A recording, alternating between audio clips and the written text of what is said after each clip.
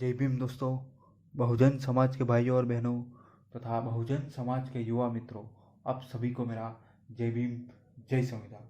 दोस्तों, आइए हम आज बाबा साहब के जीवन के बारे में जानने की कोशिश करते हैं और भारतीय इतिहास के बारे में जानने की कोशिश करते हैं। आज हम बाबा साहब के जीवन के एक ऐसे सत्याग्रह के बारे में जानने की कोशिश करेंगे जो बाबा साहब के नेतृत्व में किया गया था और बहुत ही सफलतापूर्वक इस सत्याग्रह को बाबा साहब ने अंजाम दिया था। दोस्तों, इस सत्याग्रह के बारे में जानने के बाद आपको पता चलेगा कि बाबा साहब ने कितना ज़्यादा संघर्ष किया है हम बहुजनों को अपने अधिकार दिलाने के लिए। आज अब अगर हमको समता, स्वतंत्रता व शिक्षण का अधिकार मिला है तो वो केवल और केवल बाबा साहब की वजह से।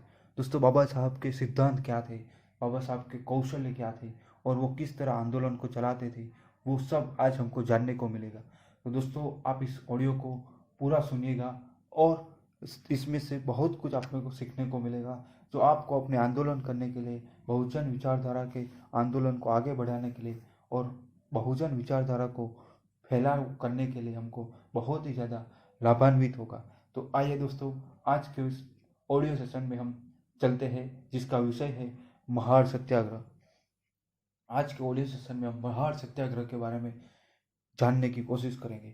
अंबेडकर हिंदू समाज में भेदभाव व विषमता की खाई को पाट कर एकता व समता का वातावरण पैदा करना चाहते थे। इसके लिए उन्होंने संवाद भी किए, लेकिन रूढ़िवादी लोगों की मानसिकता बदल नहीं पा रही थी। इसलिए यह तय किया गया कि अपने अधिकारों की प्राप्ति के लिए संघर्ष करना अति आवश्यक है और सवर्ण हिंदुओं के खिलाफ सत्याग्रह का मार्ग अपनाया जाए। बॉम्बे असेंबली में मेंबर बनने के बाद यह बाबा साहब को अवसर मिला था। 1923 में महाराष्ट्र में सामाजिक सुधारक सीताराम बोले ने बम्बई काउंसिल में यह प्रस्ताव पास कराया था कि सरकार द्वारा संचालित संस्थाएं, कोर्ट, विद्यालय, अस्पताल, ऑफिस, कुएं, जलाशय और पनघट आदि स्थानों का उपयोग अछूत वर्ग को भी दिया जाए। बम्बई सरकार ने इसके आदेश निकाल दिए। इस आदेश के अनुसार 1924 में कोलाबा जिले के महाड़ गांव की नगर पालिका ने चौदार तालाब के पानी का उपयोग करने का अधिकार अछूतों को दे दिया, लेकिन सवर्ण हिंदुओं के भय के कारण अछूत लोग तालाब के पानी को छूने की भी कोशिश नहीं कर पाते थे। सवर्ण हिंदुओं ने तय कर दिया था कि किसी भी कीमत पर अछूतों को तालाब को पानी छूने नहीं दिया जाए। कानून के बावजूद सामाजिक व्यवहार में अछूतों को सार्वजनिक स्थानों पर नहीं आने दिया जाता था। इसीलिए डॉक्टर अंबेडकर ने पानी पीने के मानवीय अधिकार को हासिल करने के लिए तैयार की, जिससे लोगों को इसका एहसास हो सके। महाड़ इलाके में फौज से रिटायर्ड महाड़ जाति के लोग भी रहते थे। यहाँ बसे लोगों में सामाजिक चेतना थी। महाड़ गांव भी बाबा साहब का जाना पहचाना था। उन्हें उम्मीद थी कि यहाँ फौज से रिटायर्ड अछूत समुदाय के लोग रहते हैं। यदि पानी पीने के अधिकार के लिए कोई आंदोलन किया गया तो वो अनुशासन के साथ उनका साथ और सहयोग देंगे। आखिर इस अधिकार को पाने के लिए कोलाबा जिले के प्रमुख अछूत नेताओं ने 19 व 20 मार्च 1927 को महाड़ में डॉक्टर अंबेडकर की अध्यक्षता में दलित जाति परिषद की ओर से एक सभा का आयोजन किया। इसके लिए काफी प्रचार किया गया और महाराष्ट्र व गुजरात से भी अछूत स्त्री पुरुष महाड़ गांव पहुंचे। उस समय लगभग 5000 लोग इकट्ठा हुए थे। आयोजन में पानी की दिक्कत न हो उसके लिए पहले से ही अछूतों ने 40 रुपए का पानी खरीद लिया था। महाड़ गांव के हिंदू देवता वीरेश्वर के नाम पर पंडाल बनवाया गया था। लोगों में बड़ा उत्साह व जोश था। जब बाबा साहब वहां पहुंचे तो भव्य स्वागत किया गया। डॉक्टर अंबेडकर ने अपने भाषण में उच्च नीच व जाति पाति के कारण हिंदुओं की ओर से सेना में अछूतों की भर्ती पर रोक के लिए ब्रिटिश सरकार की कड़ी आलोचना की। उन्होंने अछूत समाज को कहा, इस धरती पर हमारा भी बराबर का हिस्सा व हक है, इसलिए इसे पाने के लिए संघर्ष करो। हमेशा इस दयनीय दशा में नहीं रहना है। मरे हुए पशु का मांसाहार बंद करो। सवर्णों का जूठा भोजन मत खाओ तथा हिंसा की भावना से निकलकर अच्छा रहन सहन रखो। खेती करो, उद्यम करो, ऐसा काम करो कि तुम्हारी संतानें तुमसे अच्छा जीवन बिता सके। और यदि आप ऐसा नहीं कर पाए तो मनुष्य और आपके बीच में कोई मनुष्य और प्राणी दोनों के बीच में कोई अंतर नहीं रह पाएगा। आपको अपने अधिकार व आजादी कोई थाल में सजा कर नहीं देगा। आपको इसके लिए खुद संघर्ष करना पड़ेगा और आगे आना पड़ेगा। इस तरह डॉक्टर आम्बेडकर ने अछूतों को अपने अधिकार व अपने जीवन स्तर में सुधार के लिए प्रेरित किया। सम्मेलन के पहले दिन 19 मार्च की रात को विषय नियामक समिति ने यह फैसला लिया कि 20 मार्च की सुबह चौदार तालाब से पानी पीने के अछूतों के अधिकार को व्यवहारिक रूप दिया जाए। यह विडंबना थी कि अछूत धर्म परिवर्तन करके ईसाई या मुसलमान हो जाने पर तालाब के पानी को छू सकता था, लेकिन हिंदू धर्म में रहते हुए वह तालाब के पानी को नहीं छू सकता था। यही नहीं, वहां वे जाकर पानी भी नहीं पी सकते थे, लेकिन केवल अछूतों के लिए कड़ी मनाही थी कि वो इसका उपयोग भी नहीं कर सकते थे और पानी भी नहीं पी सकते थे। दूसरे दिन सुबह तालाब से पानी पीने का प्रस्ताव पास हुआ। डॉक्टर आम्बेडकर ने कहा, हम अपने अधिकार का उपयोग करने के लिए तालाब पर जा रहे हैं, लेकिन आपको हर हालत में शांत रहना है। सदियों से चल रहे इस प्रतिबंध को तोड़ने के लिए रोंदे गए लोगों जोश के साथ चल पड़े। सुबह बाबा साहब के नेतृत्व में लगभग 5000 स्त्री पुरुषों का जुलूस चार की कतार में बड़े नियंत्रित ढंग से तालाब की ओर चल पड़ा। डॉक्टर आम्बेडकर और अछूतों के लिए यह एक महत्वपूर्ण क्रांतिकारी घटना थी। वे पहली बार इतने बड़े सत्याग्रह का नेतृत्व कर रहे थे। वे हिंदू समाज के इतिहास में एक नया अध्याय लिखने जा रहे थे। सदियों से सोए हुए व दबे हुए समाज में स्वाभिमान की चेतना जगा रहे थे। साथ ही सामाजिक क्रांति का उद्घोष करते हुए सवर्ण हिंदू समाज को समय के अनुसार बदल जाने की सूचना कर दे रहे थे। महाड़ की गलियों से होता हुआ अनुशासित हजारों लोगों का यह जुलूस शांतिपूर्वक ढंग से तालाब के किनारे पहुंचा। हर व्यक्ति उत्साह से भरा हुआ था, हर व्यक्ति प्रफुल्लित था।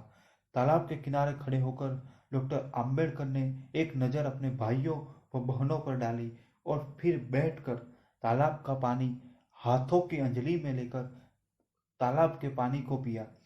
उनके बाद कई लोगों ने तालाब का पानी पीकर अन्याय के भेदभाव की बेड़ियों को तोड़ डाला। इसके बाद जुलूस शांतिपूर्वक पंडाल की ओर लौट आया। अछूतों के इस कदम को भला सवर्ण हिंदू कहाँ सहन करने वाले थे। उन्होंने चारों तरफ अफवाह फैला दी कि अछूत लोग गांव के वीरेश्वर मंदिर में प्रवेश करने वाले हैं। यह भारी अफवाह उन्होंने चारों ओर फैला दी। धर्म पर संकट आ गया है। इस अफवाह से हिंदू सवर्णों में गुस्सा फूट पड़ा। घटना के 2 घंटे बाद वे हाथों में लाठियां लेकर पंडाल की ओर दौड़े और हजारों सवर्ण हिंदू महाड़ की मुख्य सड़कों पर लाठियां लेकर खड़े हो गए। उन्होंने यह नारा फैलाया कि अब धर्म ही नहीं बल्कि उनके ईश्वर भी अपवित्र होने के खतरे में है। उन्होंने यह नारा फैलाया कि अब धर्म ही नहीं बल्कि उनके ईश्वर भी अपवित्र होने के खतरे में है। उस समय अधिकतर अछूत तो महाड़ से चले गए थे। कुछ महाड़ के बाजार में घूम रहे थे, कुछ पंडाल में भोजन कर रहे थे और कुछ गांव जाने की तैयारी कर रहे थे। जो भोजन कर रहे थे उन पर डंडे बरसाए गए, फिर उनके भोजन को मिट्टी में मिला दिया गया। कट्टर हिंदुओं ने जहां कहीं भी स्त्री पुरुष मिले उन्हें पीटना शुरू कर दिया। भगदड़ मच गई। स्त्रियों व बच्चों तक को नहीं छोड़ा गया। बहुत से अछूतों ने मुसलमानों के घरों में शरण ली। उस समय डॉक्टर आम्बेडकर ट्रैवलर्स बंगले में ठहरे हुए थे और अपने साथियों के साथ विचार विमर्श कर रहे थे और इस घटना से बिल्कुल अनभिज्ञ थे। उनको इस घटना की जानकारी नहीं थी। घटना की जानकारी पुलिस थाने ने दी, जो हालात पर काबू नहीं पा सका था। आम्बेडकर ने पुलिस को कहा कि पुलिस हिंदुओं को काबू में करे और मैं अपने लोगों को संभालता हूँ। वे तुरंत अपने साथियों के साथ पंडाल की ओर दौड़े। कुछ गुंडों ने रास्ते में उन पर हमला भी कर दिया। डॉक्टर आम्बेडकर ने उन्हें शांतिपूर्वक समझाया कि वीरेश्वर मंदिर में हम न जाना चाहते थे और न जाने का इरादा है। यह कहकर डॉक्टर आम्बेडकर पंडाल की ओर गए। वहां देखा तो पंडाल गिर गया था। भोजन मिट्टी में मिला पड़ा था। बर्तन बिखरे हुए थे। कुछ घायल अछूत जमीन पर पड़े कराह रहे थे। उन्होंने जल्दी घायलों के लिए अस्पताल में इलाज की व्यवस्था करवाई और ढांढस बंधाया। इस हादसे में पीएन राजभोज भी घायल हुए थे, जो 15 दिन तक अस्पताल में भर्ती रहे थे। उस समय कुछ रिटायर्ड फौजी महार जोश में भी आ गए थे। वे सवर्ण हिंदुओं से बदला लेना चाहते थे, लेकिन उन्हें अंबेडकर ने समझाया कि सत्याग्रह में बदला नहीं लिया जाता। खुद बाबा साहब का भी खून खोल उठा था, लेकिन उन्हें अभी बहुत लंबा सफर तय करना था। इसलिए अपने साथियों को भी कहा कि गुस्से को पी जाए और शांत रहे। इस जुलूस में अफगान युद्ध और कई युद्धों में बहादुरी से लड़े रिटायर्ड फौजी भी थे। यदि उन्होंने सवर्ण उपद्रवी हिंदुओं पर जवाबी हमला बोल दिया होता तो उन्हें जान के लाले पड़ जाते, लेकिन ऐसा नहीं किया। बहुत शांति के साथ अपने नेता बाबा साहब के आदेश को मानकर विरोधियों की लाठियों को सहन करते रहे और सहनशीलता की कसौटी पर खरे उतरे। बाद में कुछ उपद्रवियों को गिरफ्तार किया गया, जिसमें से 5 को सुनवाई के बाद 4 महीने की सजा मिली। वहां 2 दिन रुके और इसके बाद डॉक्टर आम्बेडकर 23 मार्च को बंबई चले गए। 23 मार्च को डॉक्टर आम्बेडकर बंबई लौटे तो परिजन चिंतित थे। रमाबाई ने तो 2 दिन से खाना भी नहीं खाया था। उनके बंबई पहुंचने से पहले ही महाड़ के दंगे की खबर महाराष्ट्र के कोने कोने में पहुंच चुकी थी और हर ओर उसकी चर्चा हो रही थी। कुछ प्रगतिशील विचारों के समाचार पत्रों ने डॉक्टर आम्बेडकर के इस साहसपूर्ण सत्याग्रह की प्रशंसा की और सवर्ण हिंदुओं के आक्रमण की निंदा की, और कुछ ने इसका विरोध में। सवर्ण हिंदुओं के खिलाफ हिंसात्मक व्यवहार से डॉक्टर आम्बेडकर के दिल पर गहरी चोट पहुंची, लेकिन वह निराश नहीं हुए थे। उन्हें और अछूतों को इस बात का संतोष था कि उन्होंने तालाब के पानी को छूकर मानवीय अधिकार का उपयोग किया।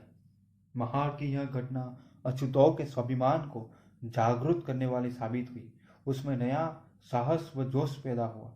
इससे अछूत समाज ने संघर्ष के महत्व व इसकी जरूरत को समझा।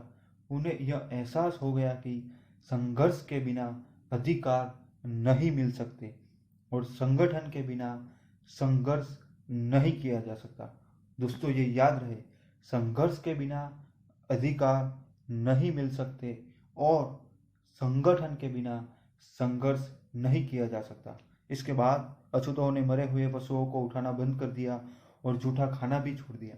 उधर महाड़ के हिंदुओं ने घोषणा कर दी कि अछूतों द्वारा चौदार तालाब का पानी छूने से वह अपवित्र हो गया है, इसलिए तालाब को शुद्ध करने का संस्कार किया जाए। इसके तहत 108 घड़े पानी तालाब से निकालकर बाहर फेंक दिया गया और पंचगव्य यानी गाय का गोबर, मूत्र, दूध, दही और घी से भरे हुए कुछ घड़े पुरोहितों के मंत्रोच्चारण के साथ तालाब में डाले गए और कथित रूप से शुद्ध करने का कर्मकांड किया गया। इसके बाद सवर्ण लोग पहले की तरह तालाब के पानी का उपयोग करने लगे। दोस्तों, आप सोच सकते हैं कि एक अछूत के पानी को छूने की वजह से सवर्ण लोग ने किस तरह इसको शुद्धिकरण की प्रक्रिया की थी। ये बहुत ही अमानवीय घटना हो गई थी। महाड़ सत्याग्रह पर दामोदर सावरकर ने एक पत्रिका में लिखा, अपने धर्म बंधुओं को बेवजह पशुओं से भी नीच समझना और अछूत मानना मनुष्य जाति व स्वयं का अपमान करना है। अपने धर्म और खून से हिंदू व्यक्ति के स्पर्श से यानी अपवित्र हो जाता है। अपने धर्म और खून से हिंदू व्यक्ति के स्पर्श से पानी अपवित्र हो जाता है, यह विचार माना ही नहीं जा सकता। सावरकर ने अंबेडकर के महाड़ सत्याग्रह को न्यायपूर्ण संघर्ष बताया। मानवीय हकों को हासिल करने के लिए शुरू किया गया यह पहला आंदोलन था। हिंदुओं के खिलाफ हिंदुओं के इस हिंसात्मक व घृणित व्यवहार से डॉक्टर आम्बेडकर के दिल पर गहरी चोट पहुंची थी, लेकिन वे किसी भी सूरत में निराश नहीं हुए। वे जानते थे कि सदियों से जमी हुई रूढ़ी पर चोट करने वाले व्यक्ति पर रूढ़िवादी समाज आघात करता है, इसलिए वे इसका सामना करने के लिए तैयार थे। लेकिन उन्हें और अछूतों को इस बात का संतोष था कि उन्होंने तालाब के पानी को छूकर अपने नागरिक अधिकार का समर्थन किया। इससे उनमें तथा साथियों में नया जोश व साहस पैदा होगा। अछूतों के उद्धार के आंदोलन में महाड़ सत्याग्रह एक नई दिशा की ओर पहला कदम था, जो अछूतों की मानसिक क्रांति का परिचायक था। इससे अछूत समाज में संघर्ष के महत्व तथा जरूरत को समझा। उसमें स्वाभिमान की भावना पैदा हुई। उन्हें एहसास हुआ कि संघर्ष के बिना छीने हुए अधिकार नहीं मिल सकते और संगठन के बिना संघर्ष नहीं किया जा सकता। आंदोलन के दौरान गिरफ्तार हुए 8 लोगों में से 7 को 6 जून 1927 को 4-4 महीने की सजा सुनाई। वह भी इसलिए हो पाया क्योंकि जज एक गैर हिंदू था। बाबा साहब ने बाद में कहा कि यदि सवर्ण हिंदू जज होता तो हमें न्याय नहीं मिलता, और यदि पेशवाओं का राज होता तो इस तरह के सामाजिक आंदोलनकारियों को हाथियों के पैरों तले कुचल दिया गया होता। उन दिनों पेशवा शासन काल में पुणे में अछूतों को थूकने के लिए गले में मिट्टी की हांडी लटकाकर तथा अपने पद चिन्हों को मिटाने के लिए कमर पर पेड़ की डाली बांधकर सड़कों पर निकलना पड़ता था। सुबह व शाम को जब छाया लंबी होती थी तो अछूतों की छाया सवर्णों पर न पड़े, इसलिए वे घरों से बाहर ही नहीं निकलते थे। महत्वपूर्ण बात यह है कि सभी सवर्ण बाबा साहब के आंदोलन के खिलाफ नहीं थे। जो प्रगतिशील विचारों के हिंदू थे और अंबेडकर के विचारों के साथ थे, उन सवर्णों को रूढ़िवादी हिंदुओं ने बाद में बहुत परेशान किया। महाड़ में सनातनी हिंदुओं में तालाब को शुद्ध करने के लिए 108 घड़े जल तथा पंचगव्य डाला। इसके बाद वे पहले की तरह पानी का उपयोग करने लगे। ध्यान रहे कि वहां के मुसलमानों ने तालाब के पानी को कभी अशुद्ध नहीं माना। यही नहीं, कुछ सवर्ण सुधारवादी नेता भी इस शुद्धि के खिलाफ थे।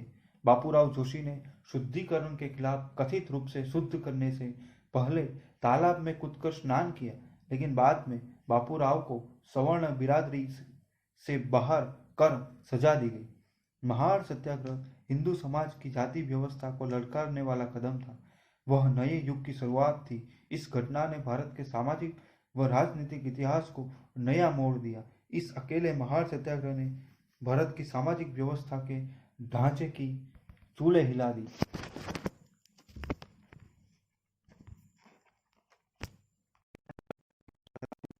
वे अपने नेता की हर बात को मानने लगे।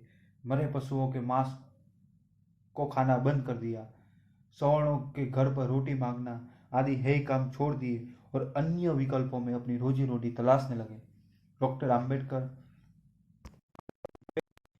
को मान्यता देने वाली जात पात की व्यवस्था के समर्थक ब्राह्मणवाद के विरोधी थे। पुणे के सत्य शोधक आंदोलन के 2 प्रमुख नेताओं जावलकर और जेगे ने उन्हें एक पत्र लिखकर कहा कि वे महाड़ के इस आंदोलन का पूरा समर्थन करते हैं तथा इस सत्याग्रह में शामिल होना चाहते हैं, लेकिन इस शर्त पर कि कोई भी ब्राह्मण उसमें भाग नहीं ले। इस पत्र का बाबा साहब ने जो उत्तर दिया वह ऐतिहासिक महत्व का है और उनकी मानवतावादी विचारधारा को स्पष्ट।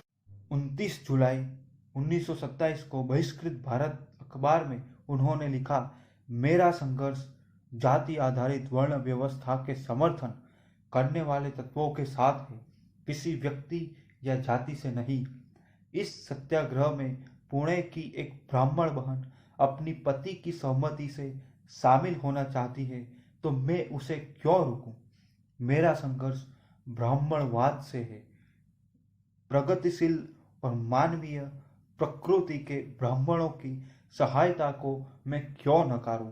हम उनके आभारी रहेंगे जो हमारे इस पवित्र कार्य में हमारी मदद के लिए आगे आएंगे।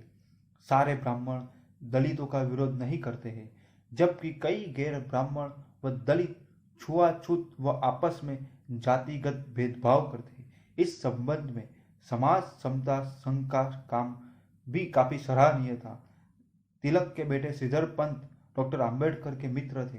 प्रगतिशील विचारों के थे। वह हिंदू धर्म की चातुर्वर्ण व्यवस्था को तानाशाही व्यवस्था मानते थे तथा अछूत उद्धार आंदोलन में बढ़ चढ़कर भाग लेते थे। डॉक्टर आम्बेडकर ने 16 सितंबर 1927 में बंबई में समाज सूर्य के समान स्पष्ट घबराता नहीं है और सत्य शोधक को देखकर चौंकता नहीं है। समाज इस संघ की नींव है जिसका धर्म कांच की चूड़ियों की तरह नाजुक या मिट्टी की तरह भुरभुरा न हो, जो संकीर्ण दक्यानुसी विचारधारा का न हो। वही सच्चा मनुष्य इस संघ में आ सकता है। एक और महार तालाब के कथित शुद्धिकरण के अपमान का जवाब देना था, तो दूसरी ओर महार नगर पालिका के सवर्ण हिंदुओं के दबाव में आकर अपना 1924 के प्रस्ताव, जिसके अनुसार तालाब अछूतों के लिए खुला कर दिया था, 4 अगस्त 1927 को रद्द कर दिया गया। अंबेडकर ने दोनों चुनौतियों का मुकाबला करने का फैसला किया। महार सत्याग्रह समिति की स्थापना के बाद 26 दिसंबर 1927 के दिन दोबारा सत्याग्रह के लिए तय किया। दूसरी ओर महार सत्याग्रह के बाद पूरे इलाके के सवर्णों ने अछूतों का सामाजिक बहिष्कार की घोषणा कर दी। जमींदारों ने खेतों में बुलाना बंद कर दिया, बाजार की चीजों के अलावा अनाज तक बेचना बंद कर दिया। किसी बहाने अछूतों को अपमानित करना शुरू कर दिया। कई अछूतों पर झूठे मुकदमे चलाकर दंडित भी करवा दिया। तरह तरह की यातनाओं से अछूतों का जीना मुश्किल हो गया, लेकिन अछूतों का हौसला कम नहीं हुआ। वह निराश नहीं हुए, बल्कि सत्याग्रह की तैयारी में लग गए। महार सत्याग्रह के संबंध में केसरी, कुलाबा समाचार, चाबुक सवार जैसे रूढ़िवादी विचारों वाले अखबारों के संपादक डॉक्टर आम्बेडकर के खिलाफ खूब लिखते थे। माला नामक अखबार के संपादक भापटकर एक रूढ़िवादी व अहंकारी हिंदू थे। 28 मार्च 1929 के अंक में उसने लिखा था, तुम हमारे मंदिरों व तालाबों को अपवित्र करना बंद कर दो, वरना हम तुम्हारी पीठ पर लाठियां बरसाएंगे। डॉक्टर आम्बेडकर ने इसका मुंह तोड़ जवाब देते हुए लिखा, हम अपने प्रयास कभी बंद नहीं करेंगे और जो हमारी पीठ पर लाठियां बरसाएगा हम उनके सिर फोड़ देंगे। 19 मई 1927 के अंक में भालाकर ने लिखा, महारों को सवर्णों से भिक्षा में भोजन भी चाहिए और दूसरी ओर मंदिर और तालाब और में प्रवेश भी चाहिए। ये दोनों साथ साथ नहीं चल सकता। इसलिए अंबेडकर को सचेत करते हैं कि वह हमें गाली देने की बजाय अपनी जाति में व्याप्त दुर्गुण पहले दूर करने की कोशिश करें। इन्हीं दिनों विदर्भ इलाके के अमरावती में अंबा देवी के प्रसिद्ध मंदिर में अछूतों के प्रवेश का सवाल खड़ा हुआ। 13 नवंबर 1927 को वहां अंबेडकर की अध्यक्षता में दलित जाति परिषद का सम्मेलन हुआ। अपने भाषण में उन्होंने कहा, दक्षिण अफ्रीका की वर्ण भेद नीति की हिंदू कड़ी निंदा करते हैं। दक्षिण अफ्रीका की वर्ण भेद नीति की हिंदू कड़ी निंदा करते हैं, लेकिन भारत में वे खुद वर्ण भेद का समर्थन करते हैं। सम्मेलन के बाद ही अंबेडकर को तार मिला कि बंबई में उनके बड़े भाई बालाराम का 12 नवंबर 1927 को देहांत हो गया है। इस तरह अछूत उद्धार आंदोलन के दौरान बाबा साहब को पारिवारिक दुखों को भी झेलना पड़ा। इसलिए परिषद का काम कुछ समय तक स्थगित कर दिया गया। धर्म के लिए नहीं है, जो धर्म हमारा ख्याल रखेगा उसके लिए हम अपने प्राण भी न्यौछावर करेंगे, और जो धर्म हमारी परवाह नहीं करता उसकी परवाह हम क्यों करें। हमें अब हमेशा के लिए यह फैसला करना है कि हिंदू धर्म हमारा है या नहीं। जो धर्म जाति के आधार पर उच्च नीच करता है वह धर्म नहीं, गुलाम बनाए रखने की साजिश है। इसके साथ ही बाबा साहब ने सत्याग्रह के बारे में सरकार के सामने भी विचार रखे। आखिर सरकार कितने लोगों को कितने दिन तक जेल में डालेगी। यदि सरकार हमारे मानवीय अधिकारों को हासिल करने की राह में रोड़े डालेगी तो हमें अंतर्राष्ट्रीय मंच पर संयुक्त राष्ट्र संघ के सामने अपनी फरियाद कर सरकार की क्रूरतापूर्ण नीति को नंगा करना होगा। यदि सवर्णों ने सत्याग्रह को नाकाम किया तो उनका ही नुकसान होगा, क्योंकि ऐसा करने पर अछूतों को पक्का विश्वास हो जाएगा कि हिंदू धर्म सिर्फ पत्थरों का धर्म है और उनके आगे नाक रगड़ने से कुछ हासिल नहीं होगा। सवर्ण हिंदुओं, यह संभालो तुम्हारा धर्म कहकर इससे छुटकारा पाने की तैयारी कर देंगे। यह अछूतों के स्वाभिमान व सम्मान का संघर्ष है। आखिर कब तक इस घुटन भरी व्यवस्था में रहकर लाते खाते रहेंगे। यदि हम भी हिंदू हैं तो हमारे अधिकार समान क्यों नहीं है। मनुष्य होकर भी जानवरों को मिलने वाली सुविधाएं भी नहीं मिले तो इस व्यवस्था को धर्म कहना ही गलत है। जब सत्याग्रह का समाचार चारों ओर फैल गया तो रूढ़िवादी हिंदुओं ने बाबा साहब की तीखी आलोचना की। जब बाबा साहब बार बार हिंदू धर्म में अछूतों की दयनीय दशा पर ध्यान नहीं देने के कारण इससे छुटकारा पाने की चेतावनी देते थे तो सवर्ण तिल मिला जाते थे और बाबा साहब पर स्वार्थी होने का इंजाम लगाते थे। लेकिन बाबा साहब कहते थे कि हम धर्म परिवर्तन के लिए उतावले नहीं हैं। हमारा संघर्ष इंसान का दर्जा प्राप्त करने के लिए है। छुआछूत एक तरह की गुलामी है। गुलामी और धर्म एक साथ नहीं रह सकते। आत्मसम्मान से वंचित रखने से किसी समाज व देश का विकास नहीं हो सकता। जात पात ने अछूतों को तो नारकीय जीवन में डाल ही दिया है, सवर्णों तथा देश के विकास को भी भारी नुकसान पहुंचाया है। किसी एक बड़े वर्ग को अलग थलग कर देश प्रगति नहीं कर सकता। इसलिए अछूतों के उद्धार का काम खुद के उद्धार तक सीमित नहीं बल्कि हिंदू धर्म के उद्धार के लिए है। यह राष्ट्र हित का कार्य है। महाड़ में दलित जाति परिषद तथा सत्याग्रह की तैयारी जोर शोर से चल रही थी और इधर पुणे में भी सभी और इसकी चर्चा होने लगी। महाड़ सत्याग्रह का दिन नजदीक आ रहा था। लगभग 5000 अछूतों ने सत्याग्रह में शामिल होने के लिए अपना नाम लिखवाया था। सत्याग्रह को नाकाम करने के लिए हिंदुओं ने वीरेश्वर मंदिर में सभा बुलाई। इसमें पुणे से आए हिंदू सभा के कार्यकर्ताओं ने हिंदुओं को अपने धर्म की रक्षा की दुहाई दी, लेकिन कुछ सुधारवादी हिंदुओं के कारण सफल नहीं हो सकी। महाड़ के सवर्णों ने दलित जाति परिषद के लिए जगह देने से मना कर दिया। आखिर एक मुसलमान से जगह लेकर दलित जाति परिषद ने पंडाल बनाया। महाड़ के हिंदू व्यापारियों ने परिषद के कार्यकर्ताओं का सामाजिक बहिष्कार कर दिया। राशन व अन्य सामग्री देने से मना कर दिया। इसलिए भोजन पानी आदि सामग्री महाड़ के बाहर से लानी पड़ी।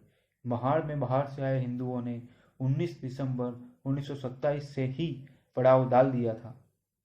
माहौल को गर्म होता देखकर सरकार के प्रतिनिधि भी वहां डेरा डालकर बैठ गए। तालाब के चारों ओर से घेरने के लिए सनातनी इकट्ठा हो गए।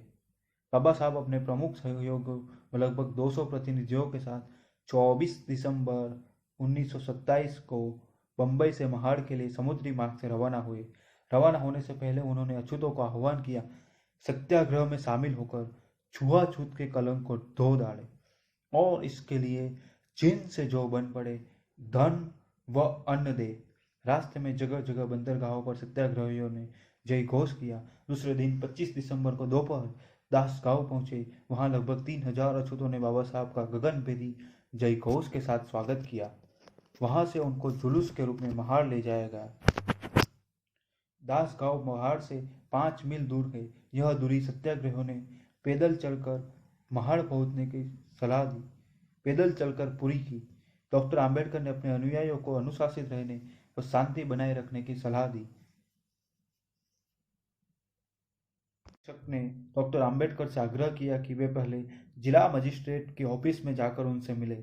आम्बेडकर सहस्त्र बुद्धे के साथ उनसे मिले तो जिला मजिस्ट्रेट ने कहा कि सवर्ण हिंदुओं ने चौदार तालाब को खानगी संपत्ति होने का दावा किया है। इसके लिए जब तक विवाद का कानूनी फैसला नहीं होता आप सत्याग्रह न करें।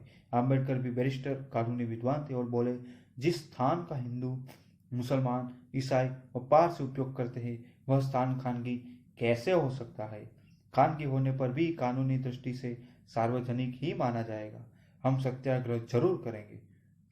आके मजिस्ट्रेट की यह बात की उनको भी परिषद द्वारा आयोजित सभा में बोलने की अनुमति दी जाए। यह बात आम्बेडकर ने मान ली। उस दिन महाड़ में लगभग 15,000 महिला पुरुष सत्याग्रह में एकत्रित हुए थे। सत्याग्रह की तैयारियां पूरी हो गई। दूसरे दिन लगभग 5000 अछूतों ने सत्याग्रही के रूप में अपने नाम लिखवाए। दूर दूर से आए हजारों अछूतों ने जोरदार उत्साह व जोश था। वे बाबा साहब की जय जयकार कर रहे थे। अंबेडकर सम्मेलन के पंडाल की ओर गए और वहां सभी के साथ खाना खाया। इधर पुलिस ने सुरक्षा के कड़े बंदोबस्त करते हुए धारा 144 लागू।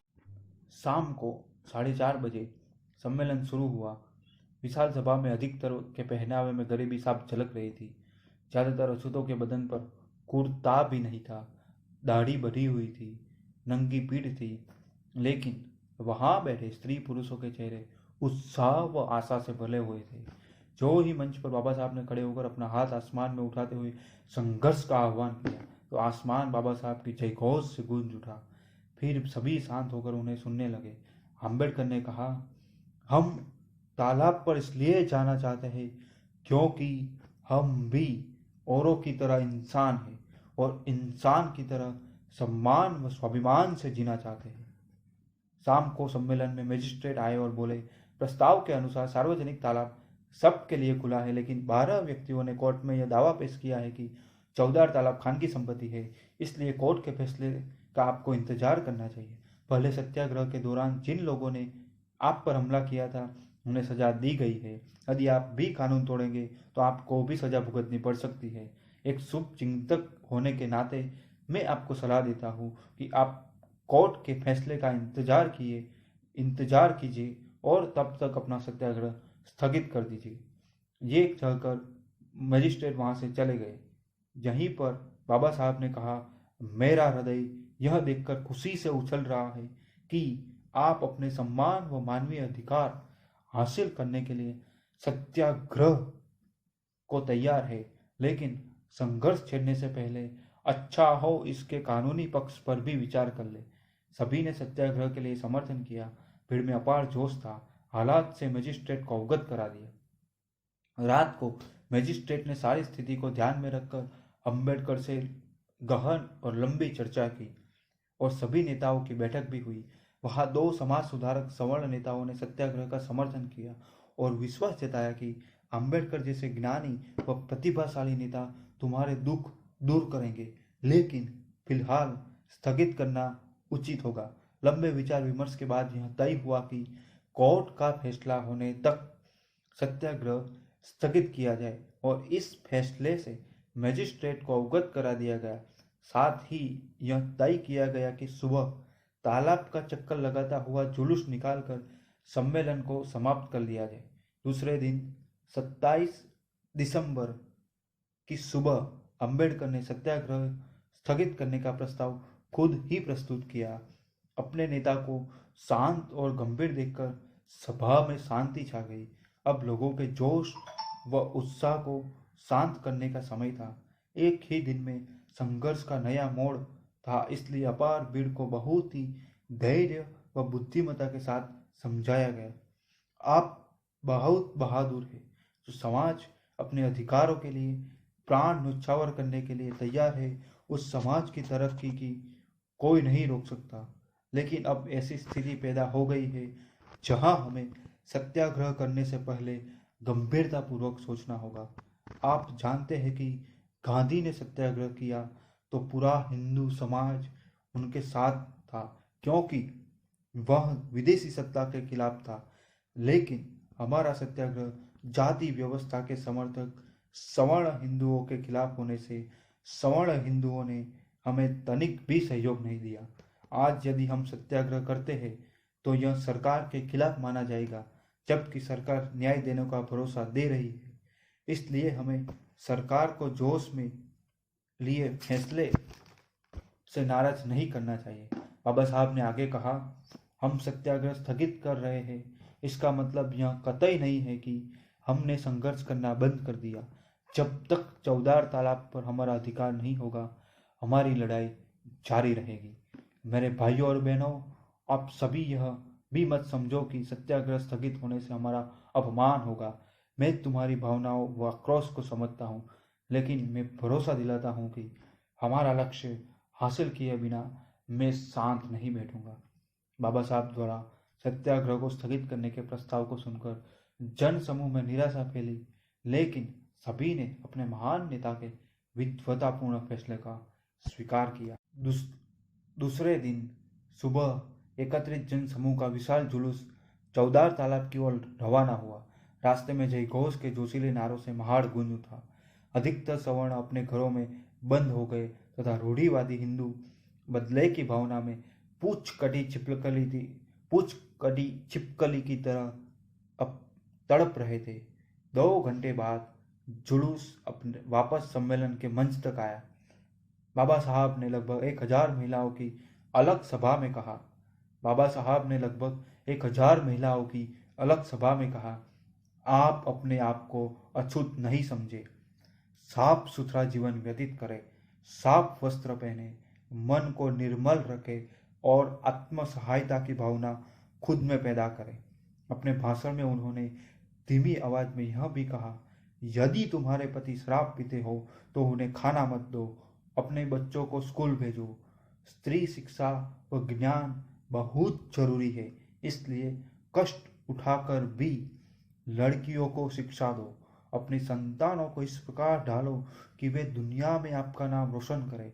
पुरानी कुरीतियों को जितनी जल्दी हो सके छोड़ दो। मरे जानवरों का मांस मत खाओ।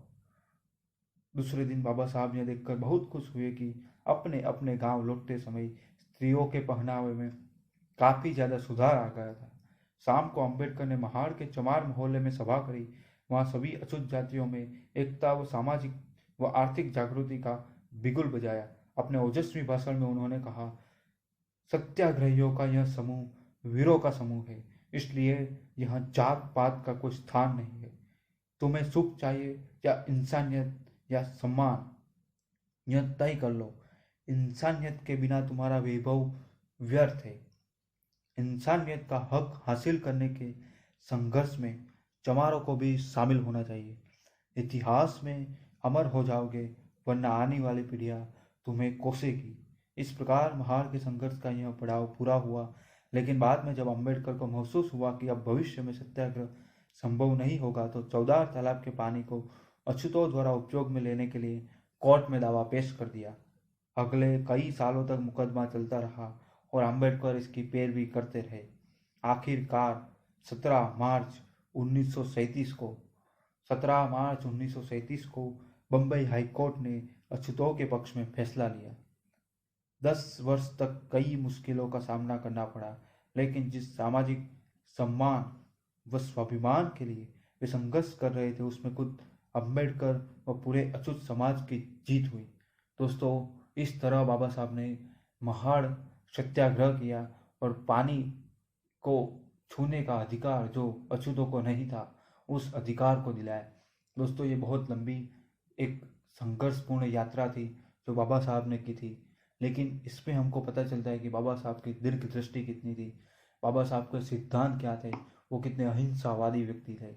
और साथ साथ हमको ये भी पता चलता है कि वो स्त्रियों के बारे में कितना कुछ सोचते थे, उनको उनके